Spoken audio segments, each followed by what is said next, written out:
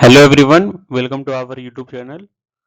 Dear students, आज हम पढ़ेंगे नॉइज़ पॉल्यूशन के बारे में, जो कि हमारा हिंदी में होगा। क्योंकि कल हमने वीडियो लेक्चर में हमने पढ़ा था साउंड पॉल्यूशन के बारे में, जो कि इंग्लिश मीडियम में था। आज हम उसे हिंदी में पढ़ेंगे। तो चलिए स्टार्ट करते हैं आज का हमारा वीडियो। तो फर्स्ट में देखते हैं कि ध्वनि प्रदूषण होता क्या है।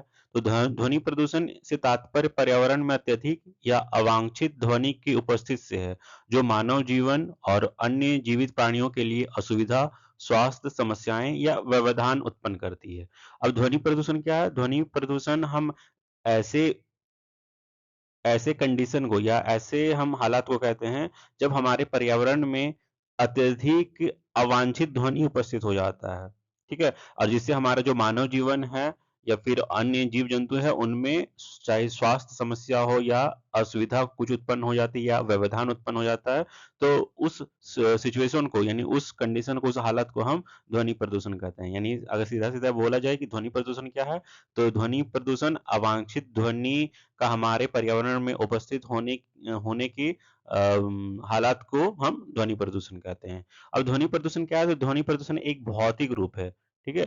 हम ये जो ध्वनि प्रदूषण होता है, ये कैसा है? भौतिक रूप है। यह वायु, मिट्टी, ठीक है, और जल के हानिकारक नहीं है। यानी कि ये एयर, सॉइल या वाटर, ये तीनों में उतना इफेक्टिव नहीं होता या वो वैसा हानिकारक या हार्मफुल नहीं है, बट लेकिन मनुष्यों सहित जानवरों को प्रभावित करती हैं। ठीक है ना? और ये सबसे ज्यादा प्रभावित किन्हें करती हैं? मनुष्य और जानवरों को। ध्वनि अवांछित ध्वनि है, ठीक है, जो अप्रिय, तेज और विघटनकारी होती है। यानी कि ऐसा साउंड या ऐसा ध्वनि जो हमें अच्छा नहीं लगता हो या अप्रिय लगता हो। ठीक है? या फिर बहुत तेज होता हो या ऐसा ध्वनि जिससे हमें चिड़चिड़ापन महसूस होता हो, तो उसे हम ध्वनि प्रदूषण कहते हैं। ठीक है? तो मनुष्यों की श्रवण क्षमता जो होती है वो सीमित होती है, जिसे श्रव सीमा हम कहते हैं। और श्रव सीमा ध्वनि की आवृत्ति और तीव्रता पर निर्भर करती है, यानी कि हम कितने तीव्रता से बोलते हैं। ठीक है? और हमारा बोलने का जो टोन है, पिच है, वो कैसा है। ठीक है? यानी उसका आवृत्ति कैसा है, उसका फ्रीक्वेंसी कैसा है। तो इस पे वो साउंड का पॉल्यूशन यानी ध्वनि प्रदूषण डिपेंड करता है। ठीक है? तो हम जो मनुष्य है, यानी सामान्य श्रवण क्षमता वाले व्यक्ति के लिए आवृत्ति कितना होना चाहिए? 20 से लेकर 20,000 हर्ट्ज तक होना चाहिए। ठीक है? यानी हमारा जो ह्यूमन ईयर है, उसका सुनने का जो क्षमता है वो कितना है?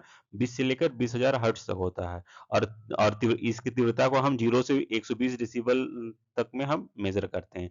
ध्वनि की जो डेसिबल, ध्वनि को हम किसमें मापते हैं? यानी ये नॉइज जो है, ठीक है, इसे हम डेसिबल में मापते हैं। ठीक है? यानी इसका यूनिट अगर आपसे पूछा जाए तो आपको डेसिबल टिक लगाना है। 80 डेसिबल से अधिक मान को, यानी 80 डेसिबल से अधिक अगर उसका मान बढ़ जाता है, तो उसे हम ध्वनि प्रदूषण मानते हैं। ठीक है? यानी कि अगर 80 डेसिबल से, यानी 80 डीबी से ज्यादा अगर हो गया साउंड, तो उसे हम क्या कहेंगे? ध्वनि प्रदूषण कहेंगे। अब ध्वनि क्या है? हमने तो जाना कि ध्वनि प्रदूषण। अब हम समझते हैं कि ध्वनि क्या होता है। तो ध्वनि कंपन द्वारा उत्पन्न होती है और तरंगों के रूप में वायु में यात्रा करती है।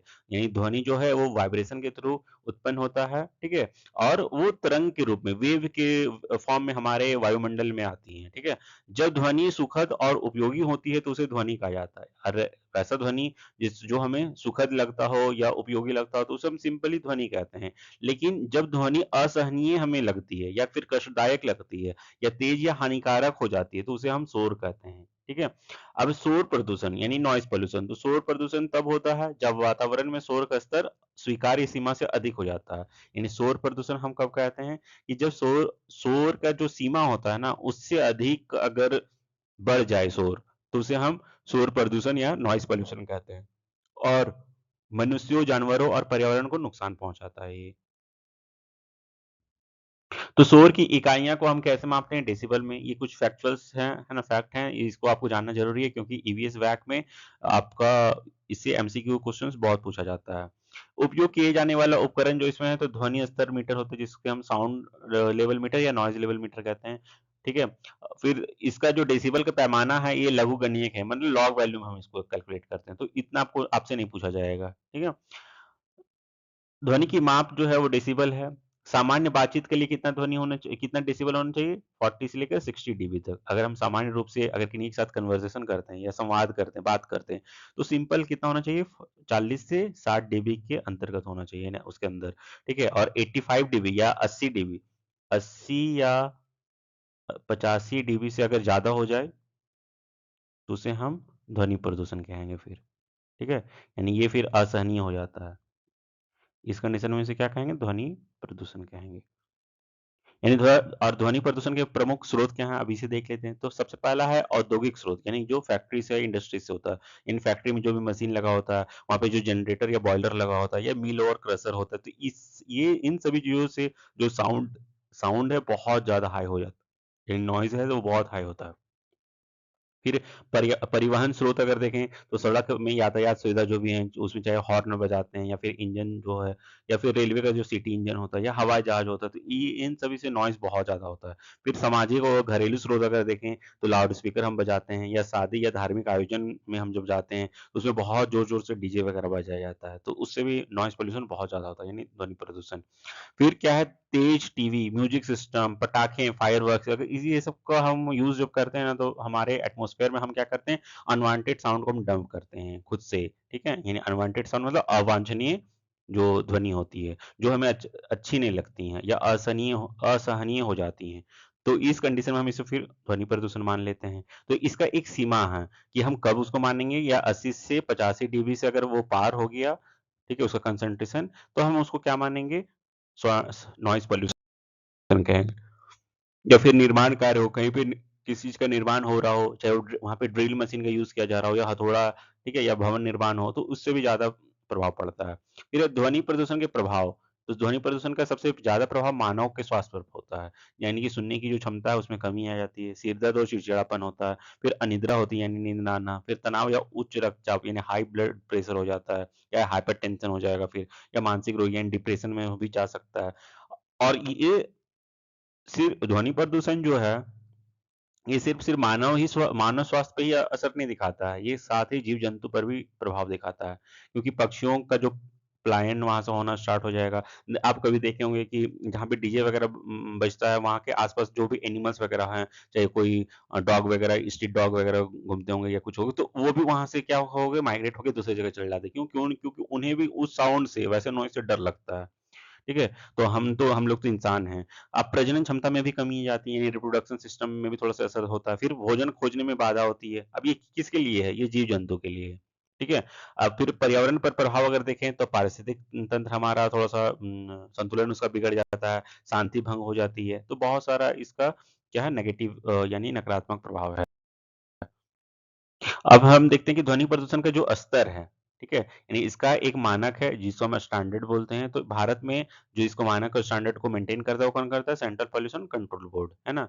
यानी सेंट्रल पॉल्यूशन कंट्रोल बोर्ड मतलब केंद्रीय प्रदूषण नियंत्रण बोर्ड, ठीक है?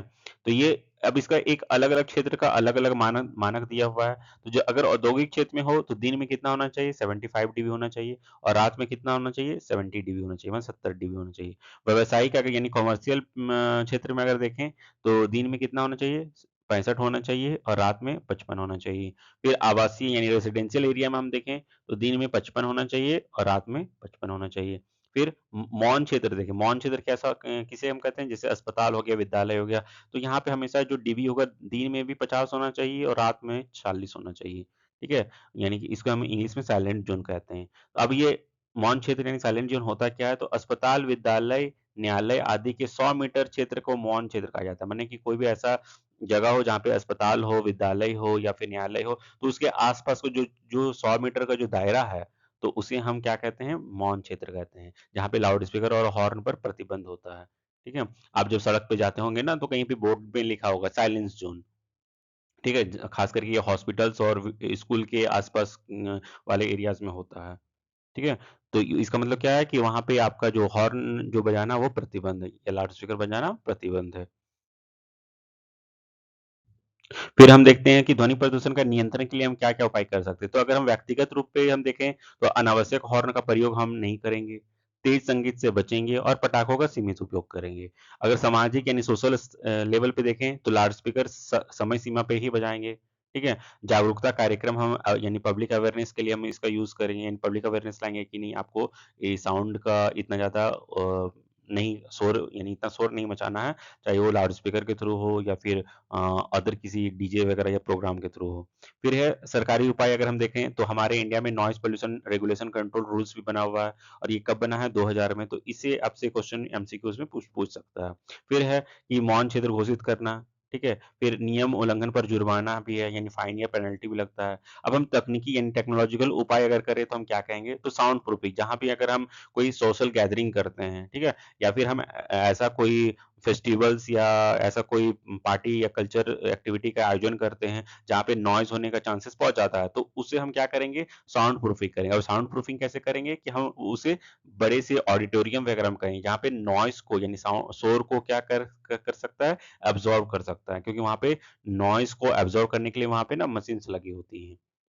तो इस तरह से हम उपयोग में ला सकते हैं। फिर ये हरित पट्टी यानी ग्रीन बेल्ट का हम यूज़ करेंगे, जैसे कि जो हाइवेज़ वगैरह हैं यानी रोड है इस तरह से हाइवेज़, तो हाइवेज़ के ना यहाँ पे डिवाइडर में भी क्या होता है, प्लांटेशन लगा होता है। तो ये प्लांटेशन सिर्फ़ खूबसूरती ही नहीं बढ़ाता है, ये साथ ही साथ जो वहाँ पे साउंड है ना, साउंड को भी क्या करता है, वो एब्ज़ॉर्ब कर लेता है, ये नॉइज़ को भी एब्ज़ॉर्ब करता है।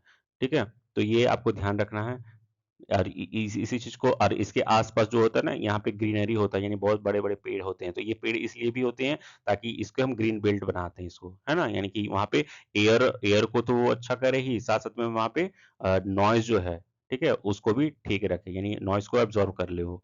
फिर है मशीनों को उचित रख-रखाव, है ना? अगर हम कहीं पे मशीन्स वगैरह चलता है, कोई फैक्ट्री वगैरह में जो कि पुराना बहुत हो गया और उसपे न बहुत ज़्यादा नॉइज़ आता हो, तो उसका भी हम उचित रख-रखाव करेंगे ताकि नॉइज़ वहाँ पे नहीं हो। क्योंकि सबसे ज़्यादा प्रॉब्लम फैक्ट्रीज़ वगैरह से ही होता है। फैक्ट्रीज़ में कोई अगर जो वर्कर हैं वो अगर 6 घंटे या 8 घंटा कंटिन्यू उस साउंड में काम करता हो, तो सबसे ज़्यादा इफ़ेक्ट उन्हीं को होगा। ये ख़ास करके उनका जो कान का जो ईयर ड्रम होता है, उनका जो है वो खराब होने का चांसेस बहुत ज़्यादा होता है।